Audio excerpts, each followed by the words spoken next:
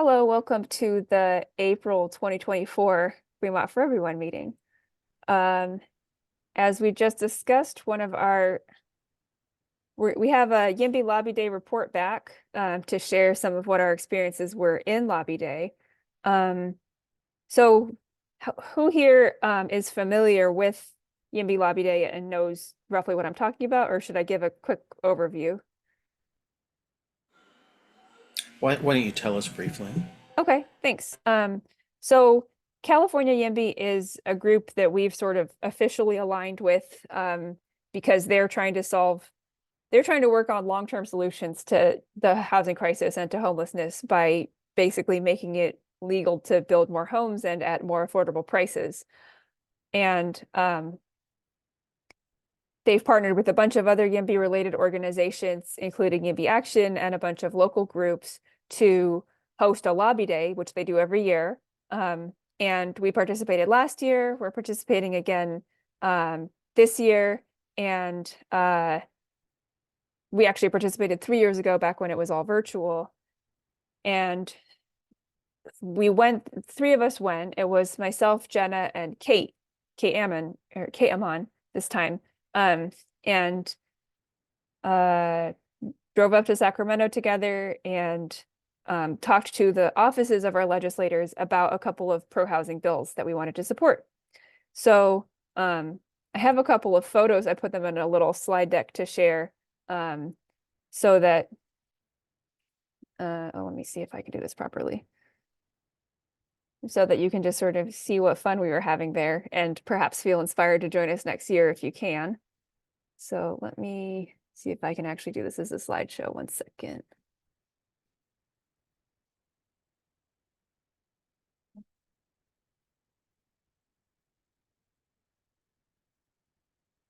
Can you all see that? Or is it not showing? No, it's It's not not. showing, it's Okay. blurry. Looks like it Okay. might be showing on screen. Yeah, I never know how to do it when I'm trying to do a full screen thing. All right, we'll just not do full screen, and that's okay.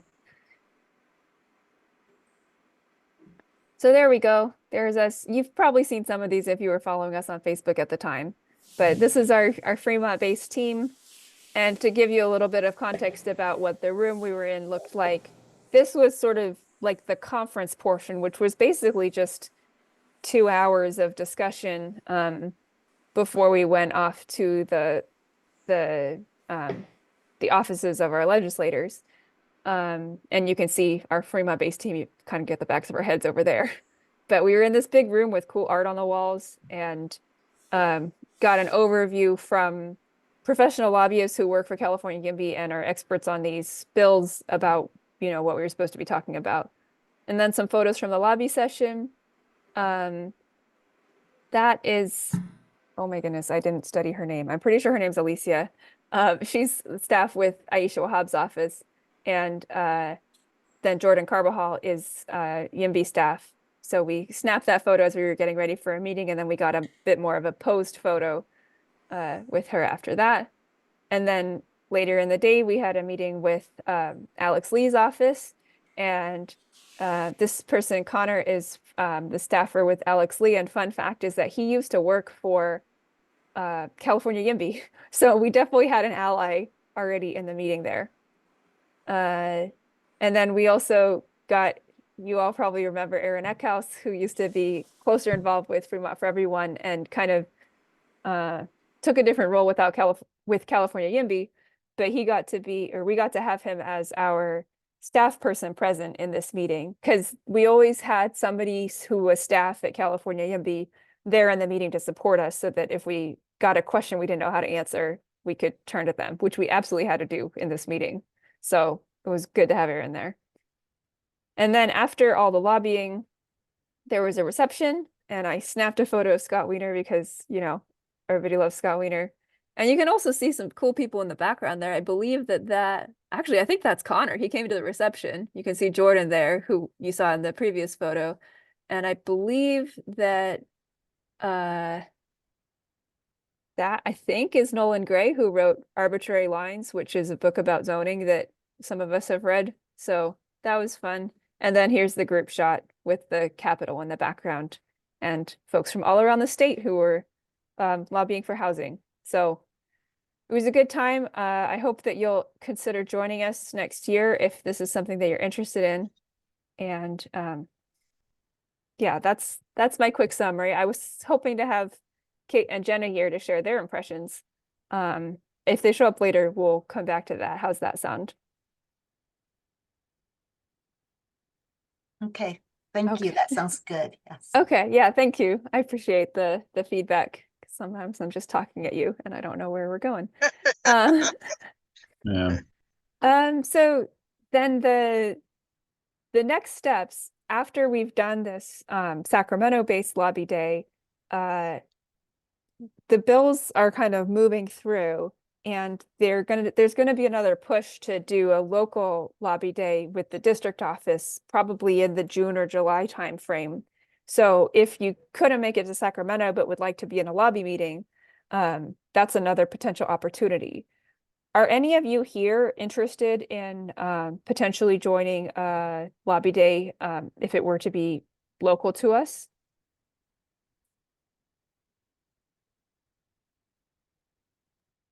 When did you say? I think probably around June or July. No guarantees that we would even successfully book it, but I think that's the time frame that we're looking at, because for anybody who doesn't know, and I'm guessing you do know this, Brian, but in case anybody else doesn't, at the state level, the way the bills work is they start in the House of Origin. So if they're introduced in the Assembly, they start in the Assembly. If they were introduced in the State Senate, they start in the State Senate. And then midway through the year, they flip to the other house. And so we've been talking to our legislative offices about the bills in their House of Origin, but we didn't really dig into the bills in the opposite house because that won't be relevant to them for another several months. So it kind of creates a good natural opportunity after the bills jump to the other house to engage with them again. I So would be interested if it were more local. It's just very hard for me to go to Sacramento. So, yeah. fantastic. Yeah, totally makes sense that it's hard to get to Sacramento. And, you know, they were asking for feedback on barriers, and you're not the only person who's had that as a barrier. So I appreciate both the feedback and the interest. Let me just note that down.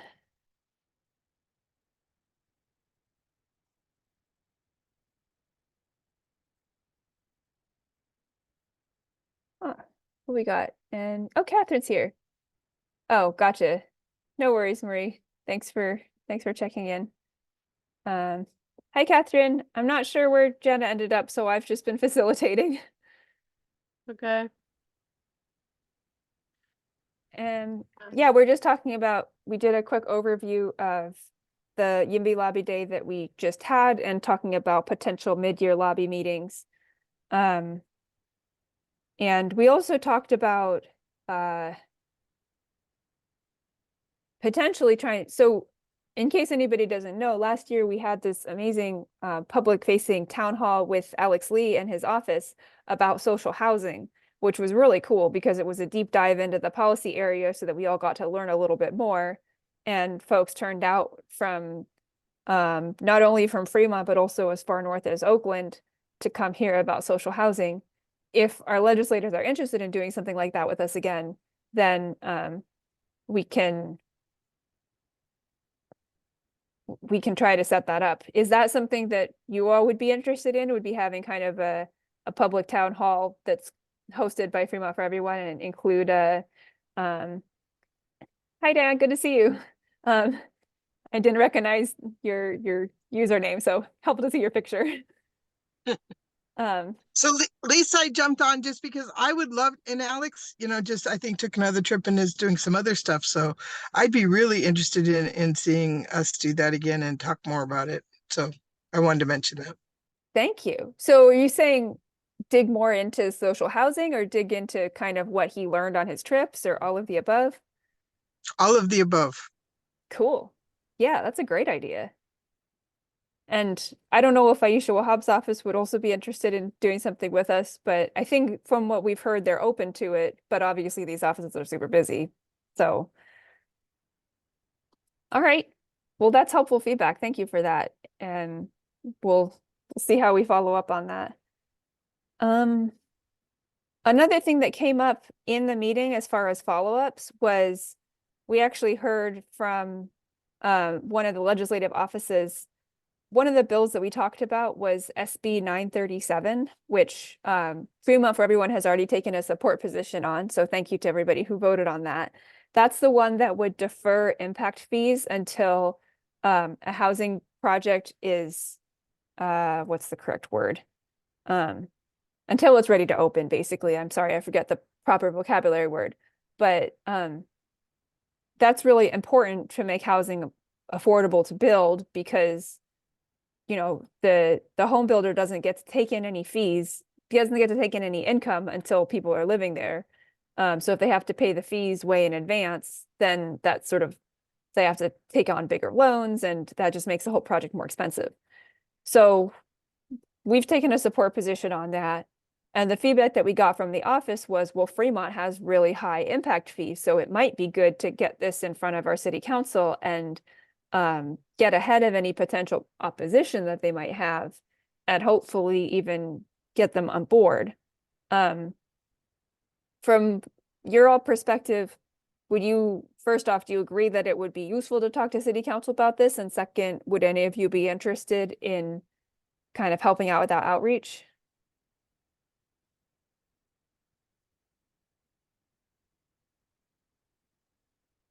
I think we should do the outreach, even though I am skeptical that it will have much effect.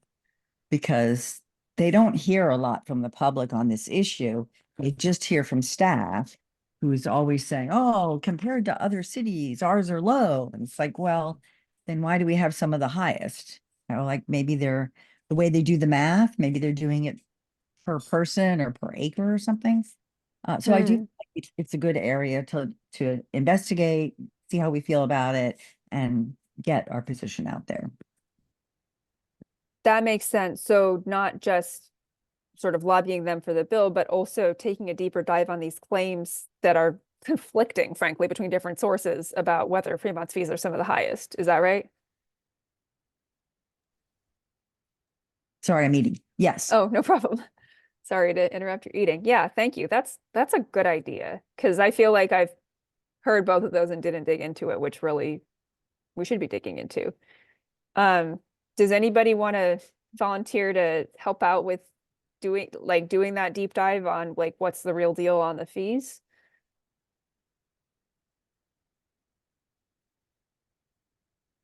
I would volunteer, but I've already got so much on my plate. So it's Yeah. like that one I just can't take on. Fair enough. Welcome, Gada. Good to see you here. If we do it in the policy committee, I can help out for that Great. issue. Thank Yeah. you. I don't want to lead anything though, right now. That makes sense. Yeah, if you're coming up on your crunch time. Okay. I think we actually have a later item actually coming right up where we're going to talk about potential policy committee meeting. So, you know what? We could just use that as a segue. Because the one other thing that we were potentially going to do as a follow-on from Lobby Day would be to consider endorsing the priority legislation that's housing related from our local legislators, because that's both useful if there's good policy as well as helps us build that relationship. So to that end, our folks, especially folks who have participated in the policy committee previously, but anybody who wants to, open to doing another meeting where we kind of do a deep dive on bills and decide what we want to recommend Fremont for Everyone to take a position on, which we would then, send out to voters. Are folks up for doing another one of those meetings and digging into more bills than we did last time?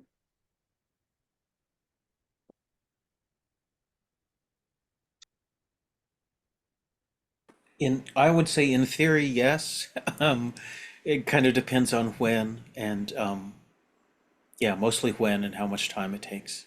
Yeah, that makes sense. Well, we have a few policy committee members here. Do we want to just compare our calendars right now and see if we can find a time that works for us?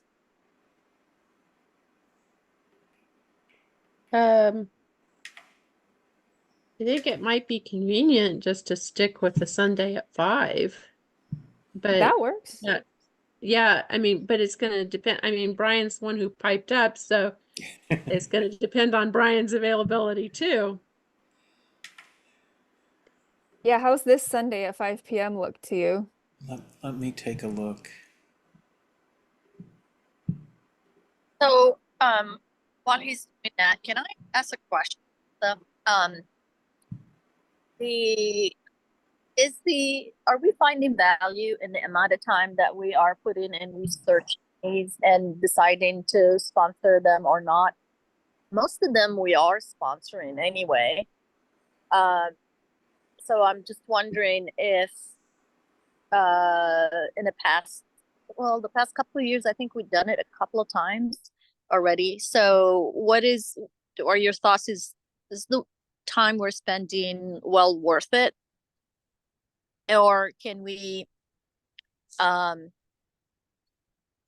streamline the process and just go ahead and not to dig too deep, and then decide to sponsor or not? Yeah, thanks for that question. That's a good point. I mean, I think it kind of depends on what folks' comfort level is with, how much research do you want us to collectively do before you feel comfortable supporting something. I mean, I found myself agreeing with California YIMBY on all of their suggestions. So I'm generally ready to hop on board. That said, what we're talking about here is bills that are maybe didn't even come from California YIMBY that are related to housing that came from our legislators. So I don't know that we'd have somebody to lean on for those if we want to take that route. I'm wondering if that's something we could contact, Alex Lee and Aisha about, you know, just maybe we set up a meeting where they or a staffer could kind of take us through the idea of the bills, if there are bills we're interested in. Oh, interesting. Yeah, I mean, we got a short list of bills that they would most like our support on coming out of Lobby Day, which was helpful. Alex Lee has more. Aisha Wahhab's legislation this year mostly focuses on other areas, but yeah, Alex Lee has a whole package of housing related legislation that he's published this year. And he said his sort of, well, not he, we didn't talk to him, but we talked to Connor, his staff. And Connor said that the top two there's two bills that are related to social housing that were sort of the top priority. So potentially we could kind of keep it focused and spend less time and just look at those two. Because, as much as it would be nice to be able to endorse something from Aisha Wahhab's office, it didn't really sound like it was their top priority to get that Okay. endorsed. So do you feel like, I mean, he's definitely published stuff on social media and things about these bills. So it's always a balance of how much of their time do we ask for. Do you feel like you want to hear from them directly? Well, I'm just thinking it might be helpful, and maybe we could partner with some other group, if he wants to talk to more people. Oh, I see. Oh, interesting. I'm just thinking, coming from more political clubs that I've been involved in the past, especially in an election year, often politicians are really eager to come and talk to even fairly small, very interested groups. So it might not be too hard, especially if we got, worked with another group or two and just said, would you like to come and present, either you or a staff member come and present on this? It probably wouldn't be too hard if we can find a time that works for them to have them come and, sort of explain their idea behind this. Yeah, that makes sense. And we were talking earlier about trying to do kind of an event with them. So maybe we could tie those together and Yeah. that could be their chance to make their pitch to us about their bill. Okay. How realistic is it to be able to get somebody to have the time? I mean, from a legislative office like that. So I know these people are really busy, and I know how hard it was last time we had an election to even catch up to some of these people. So, for Alex Lee, how easy is it to connect with him on something like that? Do you know? It's never easy, but we successfully did it last year. And, you know, he knows who Fremont for Everyone is and he likes us. Like Okay. he will sort of unprompted say nice things about us. So that's that we have that going for us. Okay. So, I- well, I don't see any reason why we couldn't try to do something like that. I kind of feel like if they want us to endorse their bills, then they need to come convince us. That makes sense. Yeah. Yeah. I mean, we can do research, like when we do research in the California YIMBY bills, when we have questions, we go back to California YIMBY, right? It is all done offline, but if, you know, we look at their bill and we have questions, like who, you know, are we going to go back and forth the office, or could they just come and talk to all of us and get it all done in an hour? Mm-hmm. Yeah, that's true. I mean, as far as total amount of our time, it probably takes more time to set up a meeting than it takes to research bills. But it could be sort of more inclusive that, you know, it's one person's time to set up the meeting and then everybody gets to benefit from the larger discussion.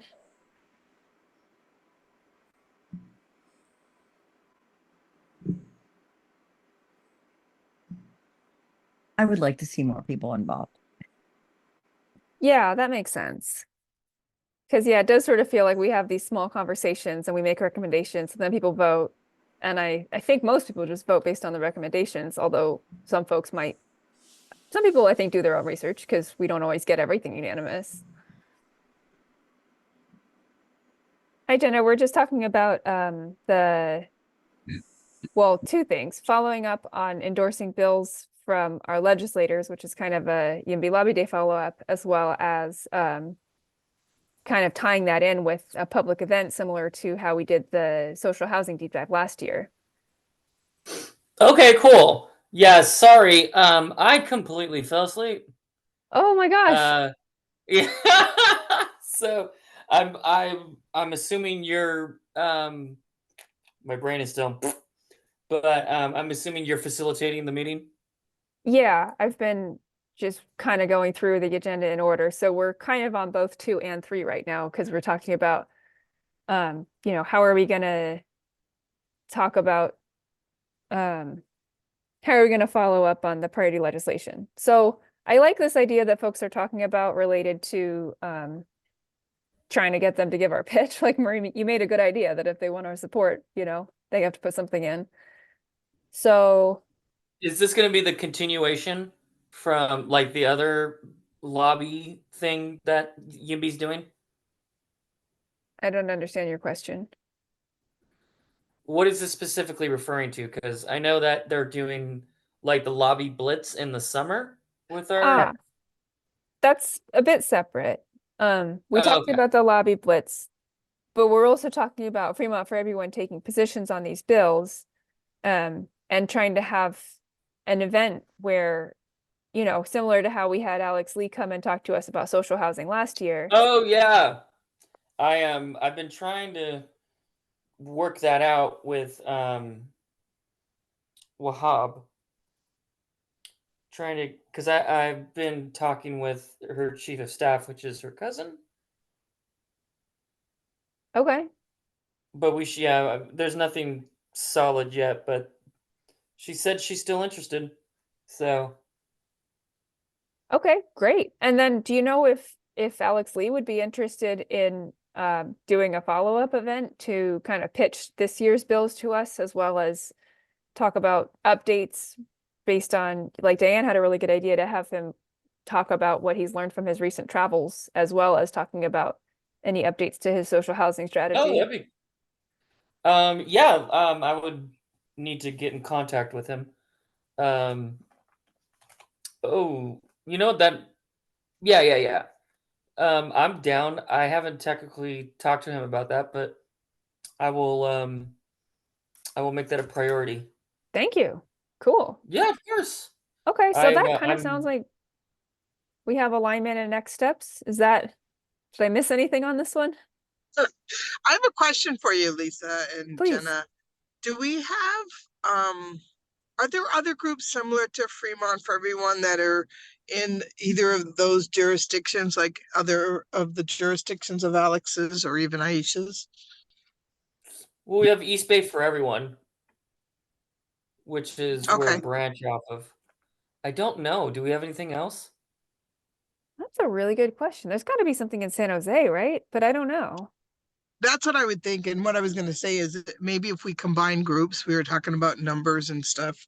Maybe if we combined grouped and had a group event that talked about some of these housing things and the housing bills, and gave an update on, how things are going. It might just be a bigger group within their jurisdiction. Yeah, yeah.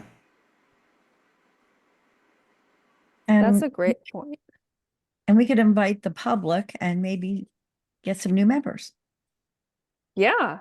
Don't we have at least one member who kind of joined because they came to our Alex Lee social housing deep dive last year?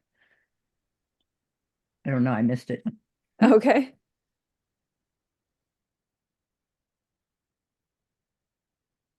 Yeah, that's a great call. Go ahead. Uh, I think Yeah, sorry, Jen, I just went off. I went off of mute. Sorry, I'm in the car. It's really hard yeah. to participate. I'm sorry, but what I was going to say is I had missed it too. But I've seen some recent posts from Alex on some of the stuff, and I do agree with you that I think there are public people that would be interested in understanding more. So, and opportunity to meet people is always good. okay. Yeah. Jenna, do I you did feel, look at the slides. So sorry, Marie, what? I missed the meeting, but I did look at the presentation.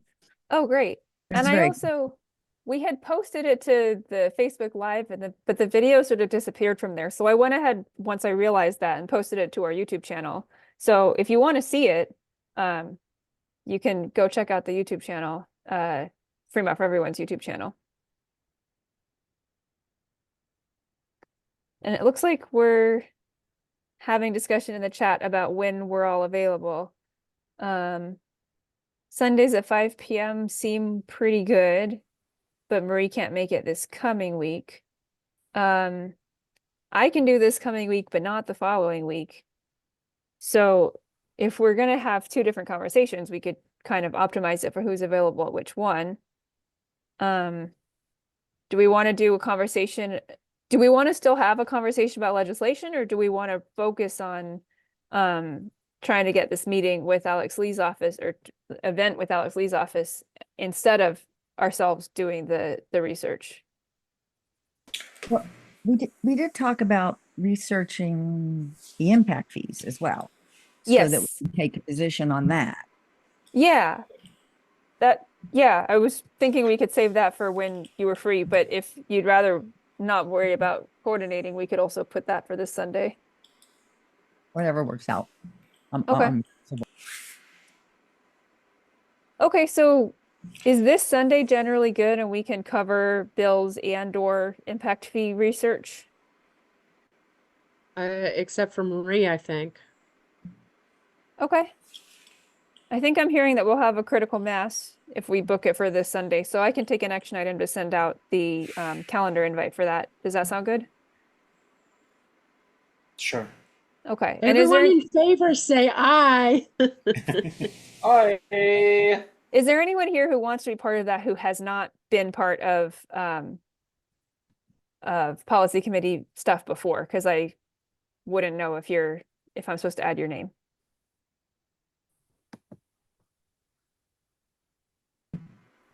Okay, cool. Well, thanks for doing that calendar exercise. It always helps to just kind of have people in the room and negotiate the timing. I'm going to write down my action item before I forget it.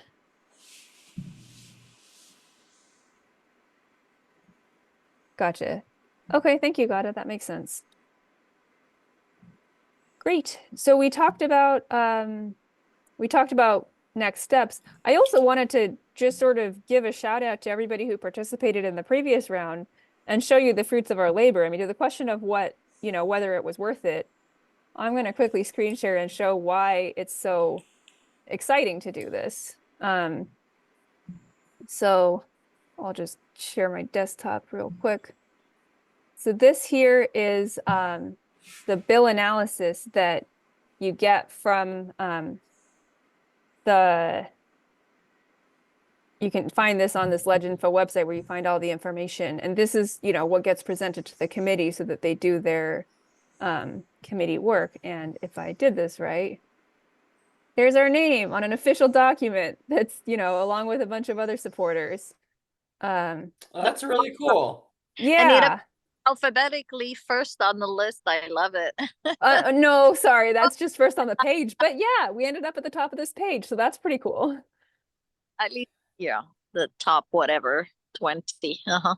Yeah, so that's one, and there was one other one, I think. I don't know if you want to see both. Oops. Mhm.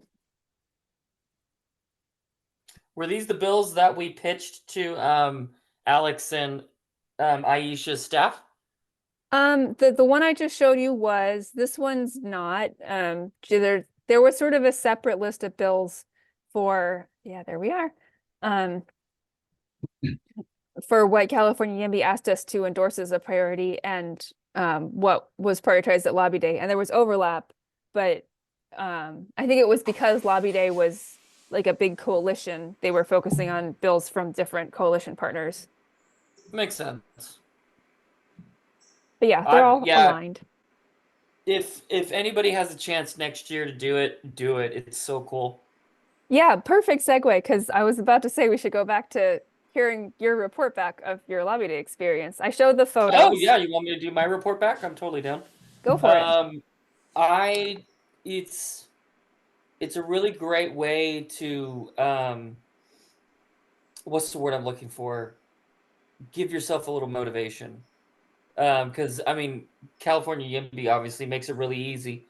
They just, they have your little group, and when we got there, they have all the tables that we sat at, and they organize it by your assembly district, and you get together and you strategize about what you're going to talk about with them. And I mean, really, the only thing to me that was annoying was the walking.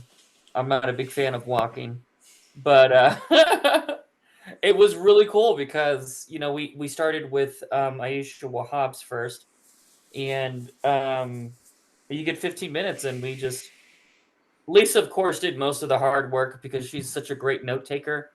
But I was really excited because I got to go in there and talk with basically a representative of our state senator from a trans perspective about why we need more affordable housing and just more programs that are going to help the marginalized, because it's so crucial.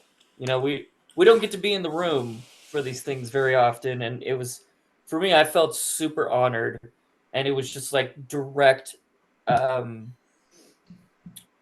interaction with basically your state representative. And then we did the same with Alex Lee as well.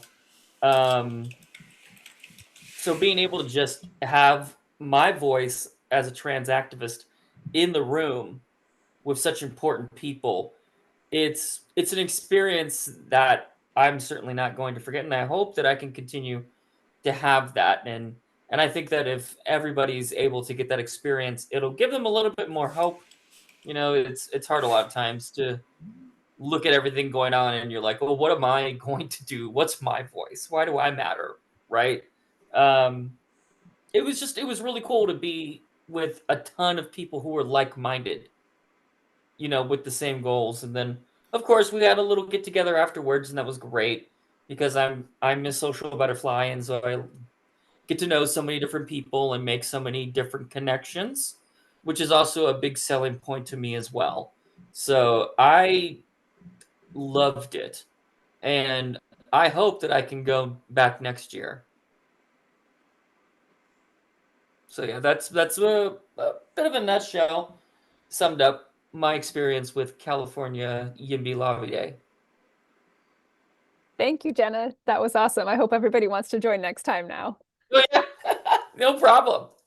And I want to piggyback off one thing that you said that I kind of neglected to mention when you're talking about speaking from the trans perspective. One of the things that the YIMBY group really emphasized was that we're supposed to be telling our own story. And like, why do you, Yes. as an individual, care about housing and affordability? Because we all have a reason to be here. You know, we're all giving our time on a Thursday afternoon when we could be doing anything else.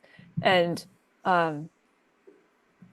that apparently can really help, you know, our legislators and their staff if they have great stories from constituents that they can then either inform their own decision making or that they can even bring to the floor and say, like, I heard this from, I mean, we got that within one of our meetings, was that the staffer shared a story that they had heard from somebody else to sort of corroborate what we were all talking about. So it was cool. They really emphasize you don't have to be a policy expert to participate. You just have to Mhm. care and have a story, and then they'll put a policy expert in the room with you and you'll be complimentary. I mean, you know, besides the one provided, you were like the best. Oh, You took thanks. so many detailed notes and so much better than me. So, I think Kate's not here, right? I was gonna say Yeah, I don't see Kate. me, yeah, me, you, and Kate. I felt like we were a pretty solid team, as basically filling in where the others lacked. Like we all had our specialty of what we did, and I feel like we had a pretty good impact. And I have one more I thing have to, oh, always go ahead. I have always been interested in going, but they don't offer the um I'm having a word finding problem, I'm sorry. The hybrid or virtual call-in option? Thank you, yes. And because I'm immunocompromised, I really am very careful about how much time I spend around other people and what kind of environment and whatnot. Even coming out here to Indiana to see my son, I was utterly terrified to get on a plane. Um, and I was so conscientious about wearing my mask and not touching anything and just keeping to myself as much as I could. And so far, I'm okay. But I mean, it was a very terrifying experience. And then I've got to go home still. So Hmm.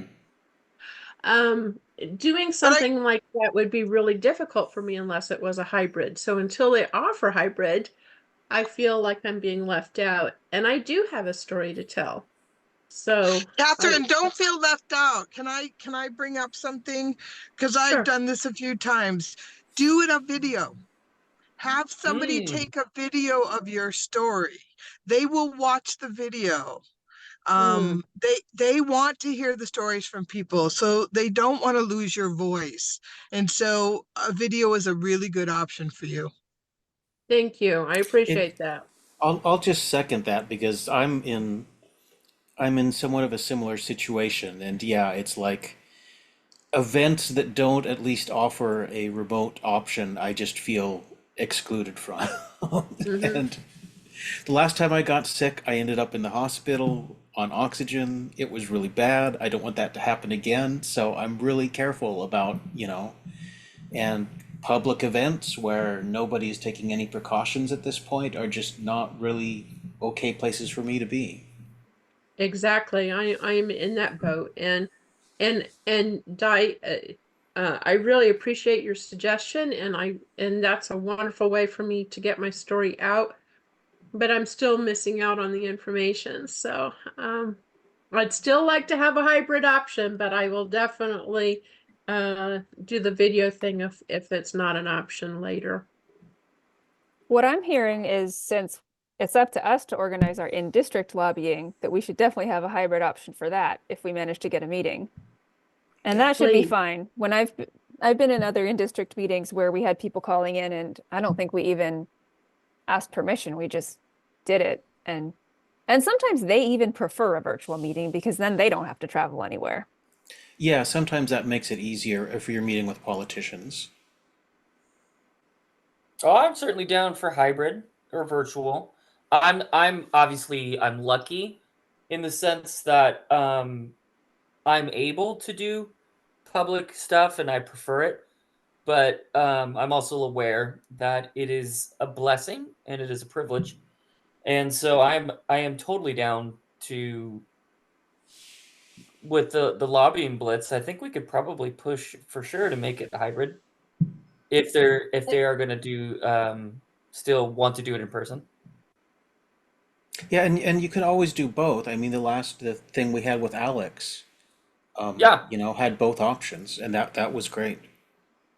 yeah, I think I think that's what we should do. Yeah, or potentially even just all virtual. Like at least in the past, last year when I would fill out forms to book meetings for a climate group that I'm in, they just asked, do you want virtual or in person? And one time I said, I'm happy either way. And they said, well, virtual is better for us. So we did it virtual. So it might end up working out that way anyway. Great. So I think we can keep rolling forward and start talking about a reflection on the Catalyze meeting. Jenna, are you okay if I keep just facilitating or did you want to take over? Please, I wasn't part of that meeting, so. Okay. And also I want to But I say heard hello that a to, lot of people were not happy with what was proposed. yeah, wanted to say hello to Mary Lynn. Welcome. I Thanks for would being say it here. was split. Yeah, would- so I feel like it was split. first off, I just wanted to make sure everyone knows that we have this sort of collaboration where they're kind of put together a draft letter based on the feedback that we put in that spreadsheet. And that's still pending as far as I know. So we'll keep you posted, but the ball's in their court right now. But I did want to, I mean, I heard snippets of it just now, but I wanted to kind of hear from you all. Did you find it to be a valuable experience to do that evaluation? Like, do you have feedback overall on doing these kind of evaluations? You're talking about the mid-pen thing? Yes. What is it? I missed it. We did a collaboration with, and Maria, I see your hand, so I'll take you after I answer Christine. We did a collaboration with Catalyze Silicon Valley to analyze a proposed affordable housing project that would be built by MidPenn, where the developer came to the meeting and a bunch of us came to the meeting and we heard what the developer had to say, asked our questions, and then the developer left and we all provided feedback so that yeah. So Marie, go ahead. What do you want to say? You're muted, Marie. Yes. I've done 2 of these now.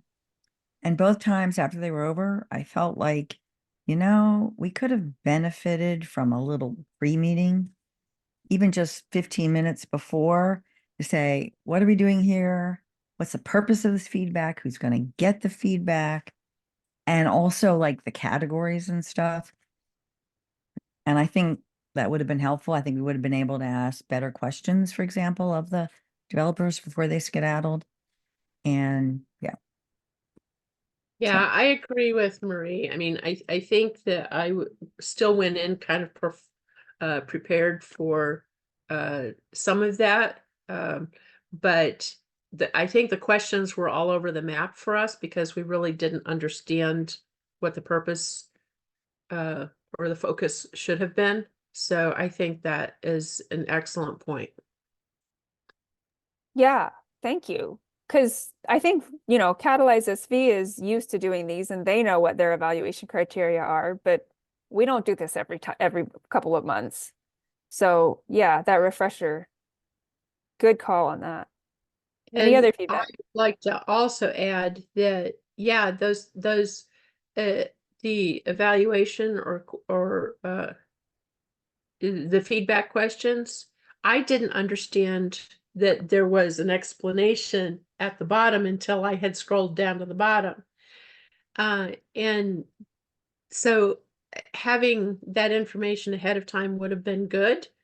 And the second part of that is that every time I left a block and then decided to come back and re-enter it, I would lose all of the information. And by the time they signed off, every square I had filled out was blank. And I don't even know if my feedback got contributed. So that's kind of frustrating for me Because I did invest all that time in providing feedback, and then I don't know if it got included. Yeah, that's helpful feedback because it sounds like you basically ran into technical difficulties with the spreadsheet and kind of again like trying to figure it all out in the moment. It just there wasn't space to do that. So I wonder if we should actually say, you know, if you're at all concerned about technical difficulties, draft your feedback in a separate document that you own and then copy and paste it in. So then you don't have to worry, you know, if you lose it, you can just paste it again. But even having time to think of that, like that would be too hard to think of in the moment. Yeah, it's switching back and forth, and we didn't really have a lot of time to provide that feedback. And I think that having a little training time ahead of time to help us, what is the focus of the meeting? Where do we need to put our question efforts, and how do we provide the feedback, and what are some of the things we need to watch out for? Yeah, great. Thank you. This is all really good. Keep it coming. Any other feedback on that experience? I Mary Lynn, just go thought, ahead. because probably for the lack of pre-meeting and what questions we should be asking, I thought there's just a lot of questions that weren't really relevant because it was a pre-planning meeting, so they don't probably know a lot of the answers either. But it would have been nice to know what their focus was, what they wanted from us. And then for us not to ask a lot of questions that weren't really relevant, you know, to what they maybe wanted or what we thought that we should be giving, like tickets to a BART. I mean, it's not really near a BART station, like, you know, those kind of things, you know. So those are just my feedback from the meeting. Thank you. Yeah.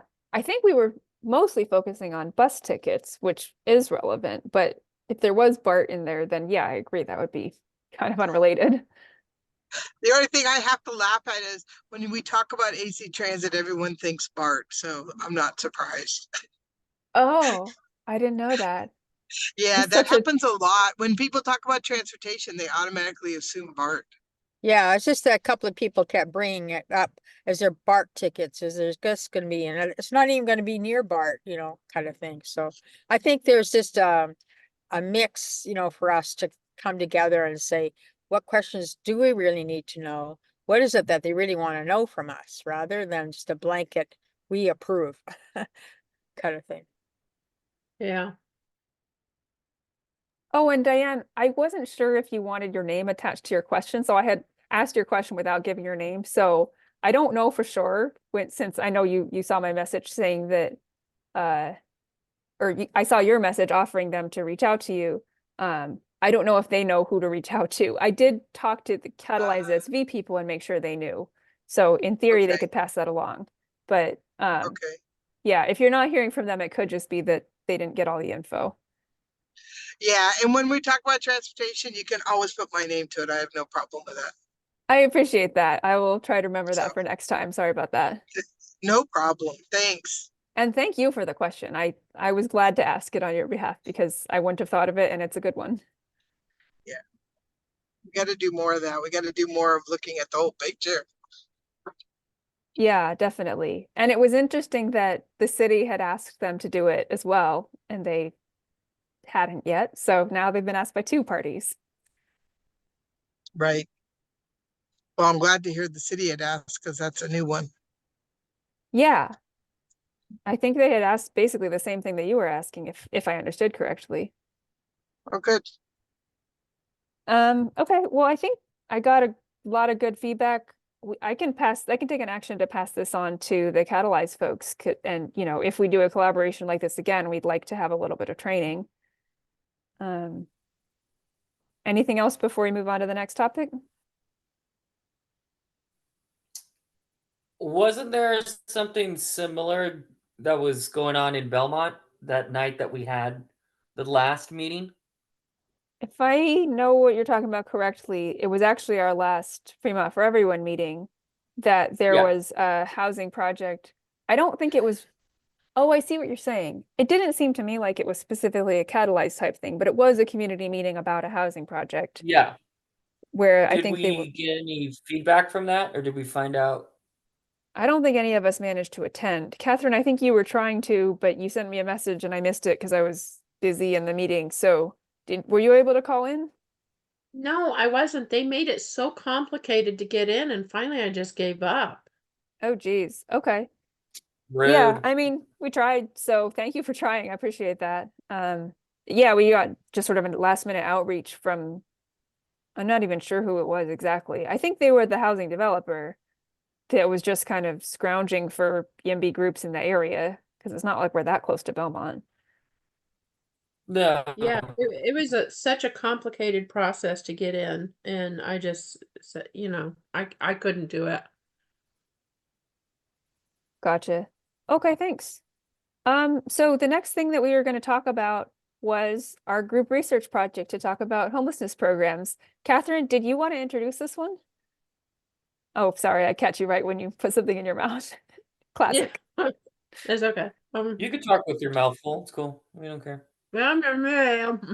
Yeah, there you go. See?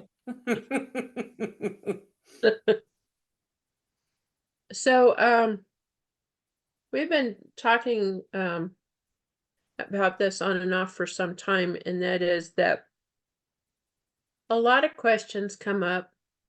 I don't know if anybody else experiences this, but I experience it a lot where people ask in some of the Facebook groups that I belong to where they can get a housing information or assistance or how to get into the safe parking. And all of these questions come up, so it's like, where can I get help? How can I get help? So I had suggested that maybe we put together on our website a comprehensive list of where people can go. And then Lisa realized that there's already a list on the Fremont website. I don't think it's comprehensive though, but it's a good start. But I think that we could also be doing providing additional information, such as how easy is it to actually connect with somebody and talk to in these places that are offering assistance or information, and how easy is it to get into or access that assistance, and what are the types of support systems around it, as examples. And so what we decided to do is that we want to come up with a list that has more places that are not necessarily on the Fremont website, in addition to the ones that are there. And we want to come up with a list of questions that we feel would be useful in researching each of these places, so that I'm being distracted, so I apologize. Questions that would be useful to anyone who is currently experiencing homelessness or people who are at risk of becoming homeless. Things that might be important, like how successful is the program? Or can I bring my pet or my spouse? And we have put together kind of a list of things that we were able to think of, but we also wanted our membership to participate in providing additional questions that might be of interest to these folks about these programs. And then once we get together our list of questions, we would like to have our members sign up for places that would be of interest for them to research. It's not a mandatory thing. It's completely voluntary. So don't panic. But if you're particularly interested, so for example, if you were interested in domestic violence and you wanted to go research Ruby's Place, then you could sign up for that and you would be provided a list of questions that you could look into, and then you'd come back with the completed research. And then and in this way, we can compile everything and then create a list that I think would be really comprehensive and useful to anybody looking for information. Is that pretty much on target, Lisa? I think so. Okay. I'm seeing Mary Lynn has something to say. I don't know if you can see this, but this is a complete list. The city, It's getting Yeah, blurred it's out by your invisible. background. okay, anyway, the city provides this as a list at the city center recreation. It's a complete list of where they can go if they need help. There would be just nice if maybe more of these could get out to the people that may need it, but I just give them out to anybody I see that is struggling or something, and I just say, here's a list, help you get started. There is no housing, so there's no point trying to figure that one out. And there was just Section 8 opened up housing and you could apply for it, but it's really meant for families because they only have 3 and 4 bedroom places. So they're not going to give to somebody single. But anyway, it's pretty, not to say it can't be improved. It's pretty much already here. And it's just a matter of, I think you could probably download it from the city website and put it on, if you guys have a website, put it on that website. And, as far as, and then showers and stuff, what's available. The mobile shower unit hasn't been running. I don't know if it ever will again. It's under repair, so who knows if it's gonna run again. Yeah, and then as far as, battered women's houses, they're not gonna tell you where they are, the address. They don't want anybody Oh, to know. no, no. Yeah, yeah, But Ruby's Place, for example, does actually have an office. So okay. you can actually go to the office. I know where that is. They have given me that address. Okay, so anyway, so I just thought, if you want to just take it off the city website and just add it, or just tell the city and they'll just add it to their list, but it's quite inclusive, so I don't know. Yeah, I think that I hope that the link that I provided in the chat will take you to exactly what you're talking about. It talks about the different services and links to Mhm. those services. Yeah, So those are the ones that Fremont does offer on their website. I suspect that there are other resources available that are not on the website. So that's one of the things that is the ask tonight, is if you are aware of someplace else, not just in Fremont, but in Alameda County, that is able to provide information and or assistance, we would like to add that to our list. You can add it to the chat, or you can send it in an email to me. And we also want to provide a list of questions, and we wanted to ask your help in creating questions that maybe we didn't think of. So I'm not sure how to share a document here. Do you want me to make you a co-host and then you can screen share it? Sure. Okay. Go for it.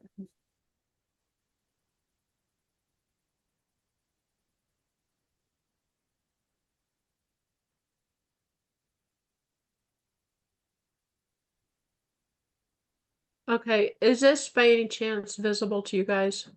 No. Okay. How No, do I do don't see this? it. So did you click on the screen share button and select a window to share? No, I think I was premature here. Hang on.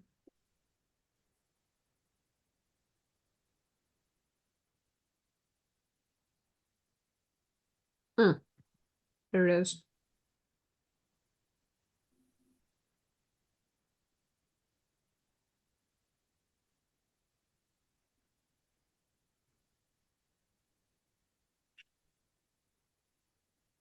Okay, you can skip the introduction because I said what's there. But here's some of the questions that we came up with. Can you all read that? Mm-hmm. Yeah. Mm-hmm. Bigger.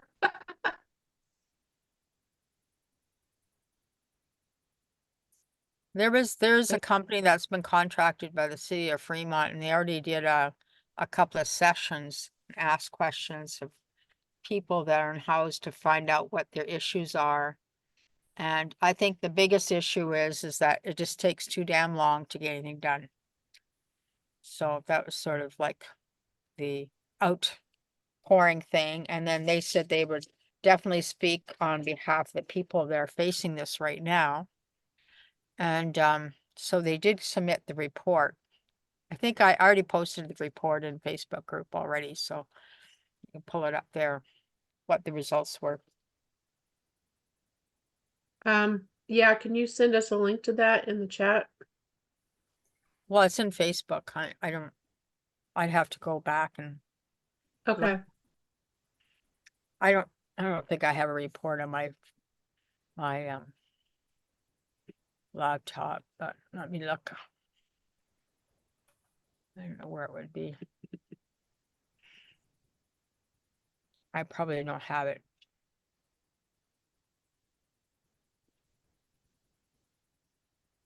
Hey, Marilyn, I had a question. A lot of I mean, on the website, the city's website, they have list of services that you actually like need computer access or phone access with internet to be able to get to and find locations of shelters and whatnot.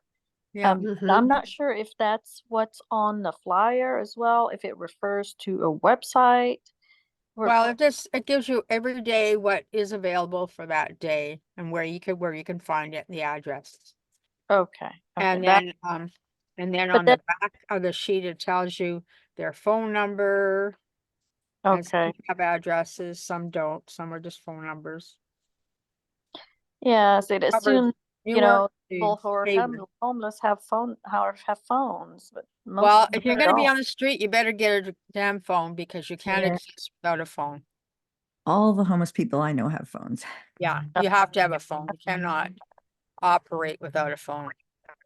Oh, And there's free government phones, so there's no excuse not to have a phone. I think that was a good point though, because not everybody understands how to operate the internet or computers or Yeah, but you can go to the have these, library and ask for websites themselves are oftentimes not helpful, but phone numbers are. So I'm glad that you pointed yeah. out that there are phone numbers and addresses available.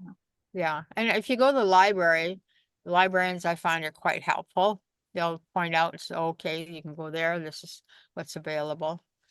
So if you don't have a phone number, I know a gal, I try to see her every once in a while. I did try to do a intervention with her, but she's been on the road, she's been on the street for 9 years and she's not going to change now, but she now has dementia, so she doesn't remember half the time who I am. But it's just sort of, those are this kind of the issues too, is that people that are on the street for a long time, they have a lot of mental health issues and they're not getting the support that they really need. And they may or may not want it either. So that's the other thing. But if you have, yeah, I don't, I'll have to go to Facebook and see where that posting is. I think I actually found it. If you want me to share the link, or I could even screen share it as you Yeah, prefer. sure. I think I got the link. This should be, oh geez. That's a big long Facebook link. Yeah. Well, we'll try it. I don't know if that'll work for you. Oh geez, that doesn't even look like it made a whole link. Do you want me to screen share it real quick? This would take it over. Yeah, Just why don't you get rid of. do a screen share? I don't. Is that okay with you, Catherine, if I take over your screen Yeah. share? Okay. Yeah. So this here, well, I jumped to the we heard slide, but is this the right one, Marilyn? Yeah. Okay, yeah. So, I mean, there's sort of some obvious trends that like our homelessness numbers are going the wrong way, which we all know. Yeah, And then, yeah, this is where they were asking folks, and the people asked included both people experiencing homelessness as well as people who are housed, who many of them take a different attitude. So yeah. there's kind of both in here. I'm just going to leave that up for a minute if folks want to read it. Especially the people that have been on the street for a lot longer than say 2 years, they lose hope that the city is going to do anything. And as you know, we have to push the city to do anything. As a matter of fact, the safe parking program, all the churches that do participate, there's only, I think, 3 or 4 left, that they're kind of getting burnt out because they signed up with the idea that it's a temporary situation. And Jenny Kazan was saying that every time she brings it up to Lily May says, "Oh, we're not focused on having permanent locations anymore." So that's another sad case of affairs. And there's no place for RVs to park either. They can't come into safe parking program.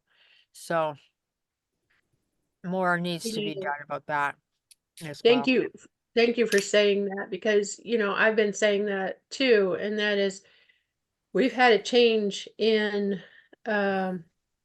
city council members, and they are far less supportive than they were when the city parking program began. Yeah. And some months ago, Shao even, was kind of downplaying the idea. He wasn't wanting to see it progress.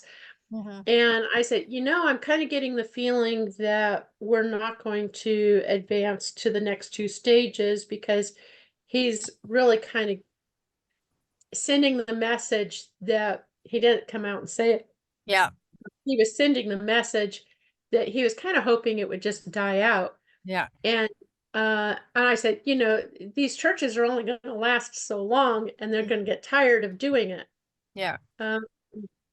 So I'm glad that you are saying something about this too, because I've been saying this and we're not getting the support, and I don't think we are going to get the support unless we push for it. Yeah.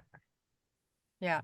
So I think, if you want to push for something, I think since we all came together and voted for safe parking, we need to keep pushing it and ask Yeah. for more parking. Like, they could do more than one program. They could do, a program for RVs, or they could do programs for doing other safe parking somewhere, But a lot of I am people, sure there are plenty of properties around here where they've been abandoned, or the city's not Yeah. using them, and they could be utilized, and they're just choosing not to do it because Right. of insurance reasons, which I think is stupid. Yeah. It's very short-sighted. Yeah, Well, even the churches that you tell them that there's a couple of churches I know would love to have us, but they are saying, well, it's our insurance we don't cover that much of an insurance. And but the city looks after the insurance part of it for safe parking for churches that do it. So there's just a lot of information that I don't think that's getting out correctly and properly. And I do have a question about this. Lisa, or anybody else who might know the answer to this, has there ever been an issue that had to be claimed through insurance that we know of? no, not safe parking as long as I've been in it. And I've been in it Exactly. at the beginning. That was kind of my sense, was that Yeah. there has not been any issues. So there's no reason for them to say, oh, well, insurance reasons, and Mary Lynn, I have a question directed at you, and that is, are you aware by any chance of either the Methodist Church or the MPUUC, trying to become involved as a volunteer for the safe parking? All those volunteers come through Compassion Network. So if they want to volunteer, they have to go through Compassion Network.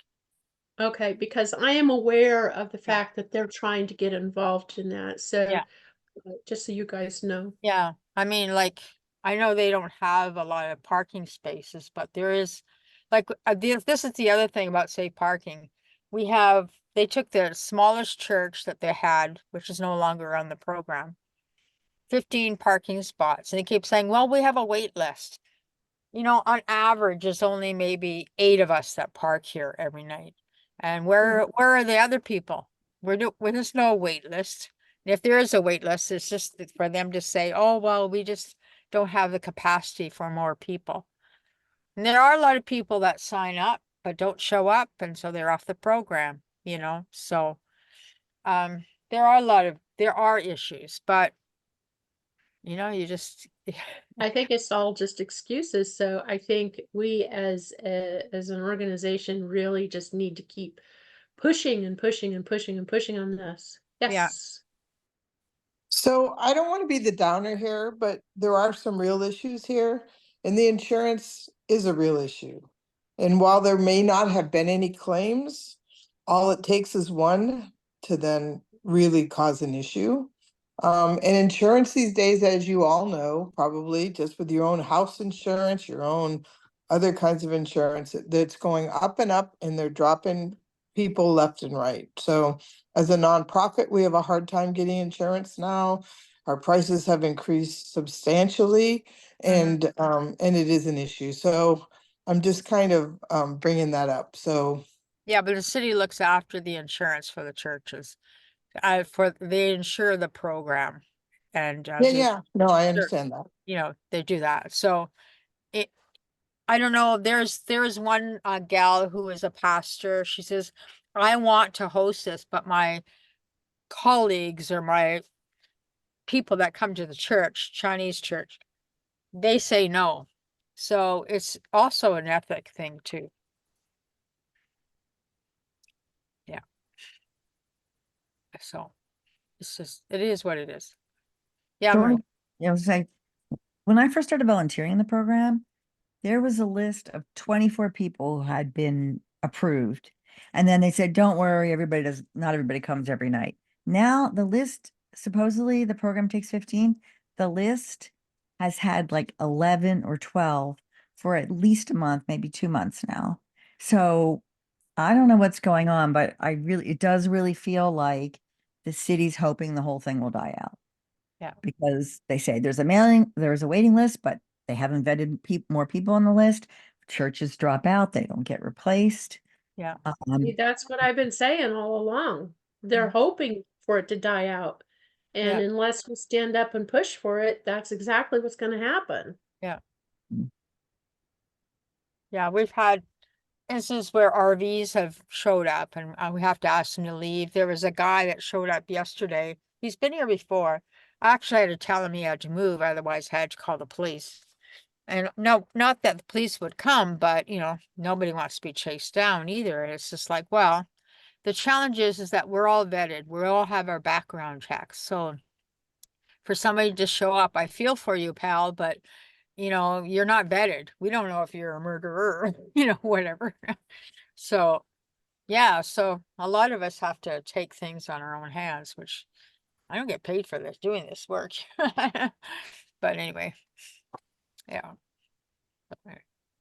And then of course, Marie volunteers quite often, and even what they're allowed to say and do now is no longer. So I've just reached out to Judith and just said, hey, can you please reinstate some of the things they can do so that, because not the site manager or you are always around, you know, when problems happen and they can't say anything. They're zipped. So Well, nobody tells me anything. So seriously, one time around Christmas, they told all the people in the program to come an hour later, but they didn't tell me, the volunteer. Marilyn told me, but if I didn't know her outside of the program, I would have showed up at 7 and no one had been there. yeah. Anyway, Yeah. I was gonna say, yeah, I mean, the fact that people are showing up, which is something that didn't used to happen, says to me that there is a need. So somewhere it feels like the ball is being dropped. Mhm. But I don't know where. I don't know if it's people aren't getting their background checks or they're not passing them or they don't know to sign up, how to sign up for real. They just show up. And the program is very limited. I mean, basically, you can have 1 or 2 people living in a car or a van, like a minivan. Nothing else is allowed. No kids, no RVs. So it's fulfilling a real need, but it's a very, very small need of the 1,000 or so people. The fact that it's filling a need Unhoused. though is still important, and that's the point I keep trying to drive home, is that there is not one s- solution for everybody experiencing homelessness. You have to have multiple solutions to be able to help multiple people.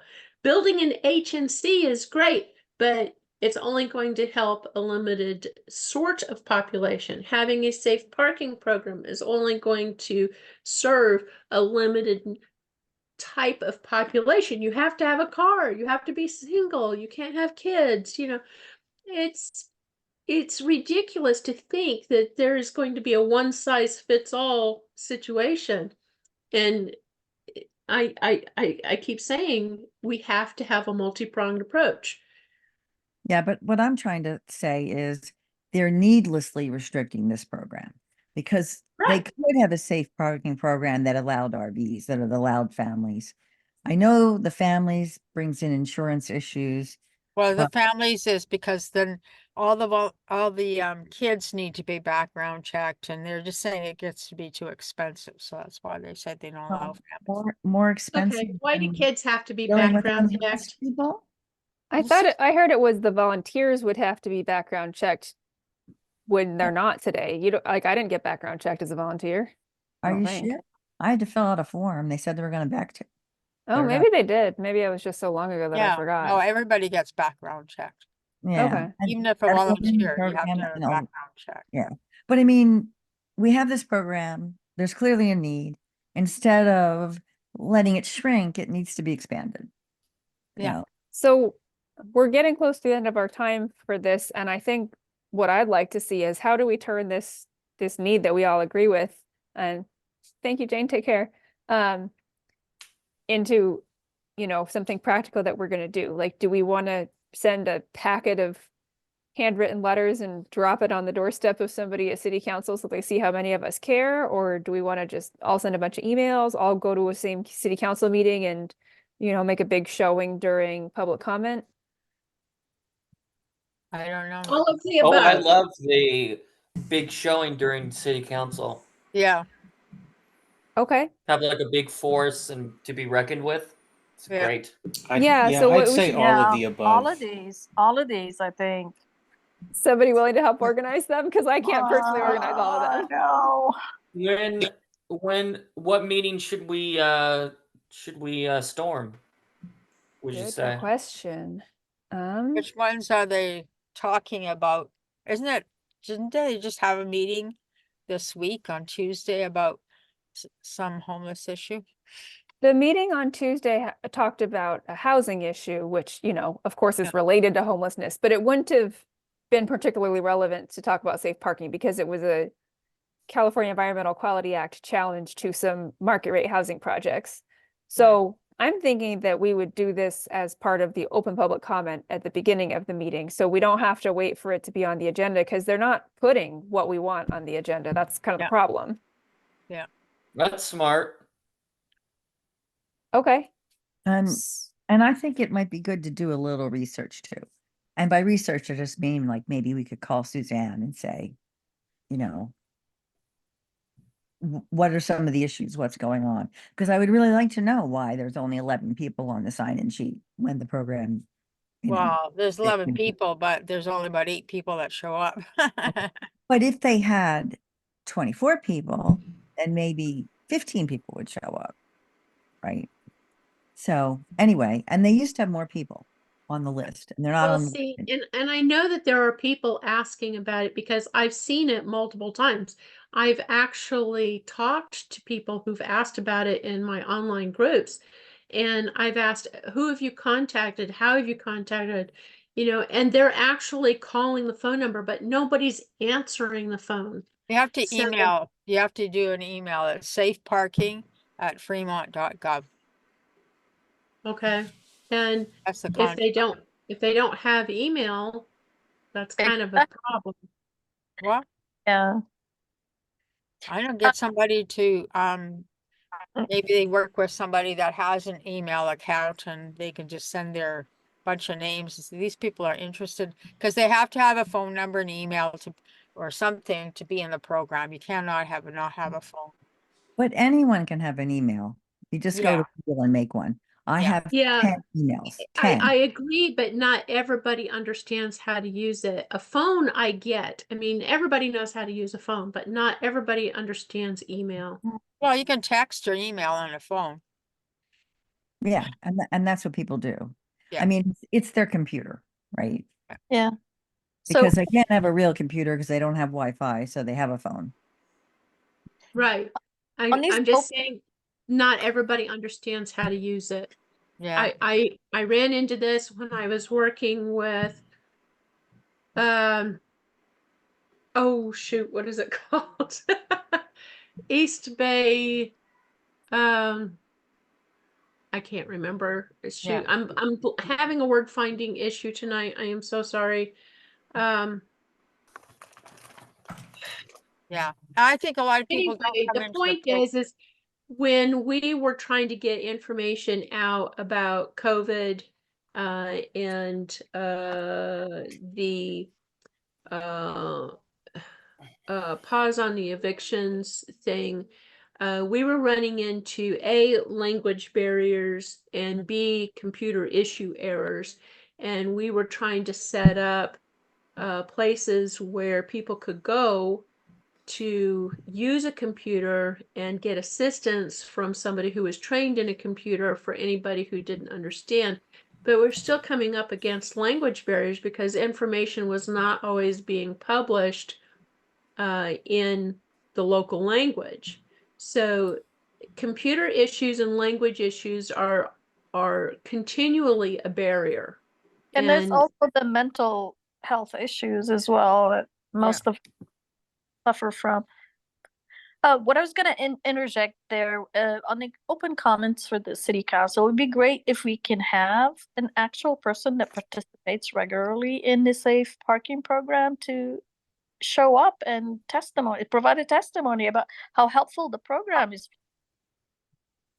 Yeah. Well, I've been fighting with you guys since the long time ago, and all the navigation center and the safe parking. So, you know, I can certainly be there. And I invited another Parker. He's interested in getting involved, and then he was telling me he knows that another person wants to get involved in Fremont great. for everyone. So I think, you know, there'll be enough people to give Oh, testimony.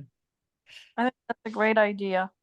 Because I mean, the city needs to know, and the one thing that can help is maybe to hear directly from, the people who are benefiting from that program. Mhm. Yeah, thank you. Yeah. Do we want to plan a meeting we'll show up at right now? I hear Marie saying we should do our research first, which makes sense, but we could give ourselves a deadline by picking what meeting we're going to go to. Well, how often do they have the meetings? What They're Tuesday is that? 3 times a month on the first, second, and third Tuesdays, usually. Occasionally they get canceled. Yeah. Yeah, I'm looking at the city calendar. I think we've missed all of the April meetings, so it'd have to be in May. Yeah, the next one would be May 7th. And I'm actually going to be out of town for like a month and a half starting then. So I won't be able to help out with this, but I can send in a letter and Mhm. other folks can as well. Yeah. Or maybe just I your don't experience see as a city volunteer. council on the May agenda. Where are you looking? I'm looking at the city calendar. City council's not on May at all. Are they No, they on probably vacation? haven't posted it yet. Oh, But it's usually the first, second, and third Tuesdays. okay. Okay. Is May 7th good for folks here? Say first Tuesday. That'll give us a week. Sorry, Jenna, say that again. Yeah, I think for Tuesday, a couple of weeks. Jenna, you're super breaking up. Maybe you can type it in the chat. It works for me. I think that's good. Good. It gives us a couple weeks to, we just, It works for me. yeah, we need to find someone. We need to, someone needs to volunteer to call Human Services and talk to them. Right. And I don't know if it should be someone from Fremont for everyone leadership, or it can just be anyone. Because I'd be Okay. happy to do it if no one else wants to do it. Yeah, so what is it, May 7th? What time? 7 p.m. Okay. Well, I just put my calendar, so. Fantastic. Marie, I think you have a vision for what you want to ask. So if you're willing to do it, personally, I'd be fine with that. Okay, I'll do it. Can I ask Marie for clarification? What did you say about human services? Oh, I want to call them and I want to ask them because like there's all these rumors. I'm like, do you have a waiting list? Why are there only 11 people on there? Even if you talk to Kathleen, she's gonna say the same thing. There's a wait list. Yeah, but I think, you know, I would say, well, how many people are on it? What's That's up? Oh, right. can we see the wait list? Well, that's a privacy issue, I think. Yeah, But I think that's confidentiality. But I would say, okay, if you have a wait list and you only have 11 people officially in the program, what is keeping you from getting people on the wait list into the program? And if they say, well, we don't have money for, I mean, I could think of 5, 6 reasons. But if we know what the reasons are, then when we go up to city council, we can target our comments to those, right? Yeah. If it's Yeah, I just agree. people, you know, priorities, you know, what is the issue? And if it's priorities, we can say, look, this needs to be a priority. If it's Mhm. money, we say, well, you know, we need to get more money, right? You know, have a Like, fundraiser. you know, the whole money thing I don't buy, because when 50% or more of Fremont City's budget is dedicated to the police department and they have something stupid like a tank to maintain, that's BS. I They don't get have money. Well, Jenny says that the city's in deficit now because they had to give the police and firemen a raise. They got a 17% raise. That's why there's no more money now. Oh, yeah, and the drones, remember, the Oh, yeah, drones. drones. The only city in the entire California that has drones. Yeah. Yeah. All It's, right, well, we're past time and I feel like we have a path forward on this one. So thank you all for that robust discussion. I feel like this is going to be really good if we can mobilize well on it. Mm-hmm. Okay. yeah. Are folks okay with adjourning for now? Yeah. I'm okay, but I'd like to talk to Marie a little more if you don't mind. Okay, well, what I'm going to do is I'm going to officially close the meeting by stopping the recording.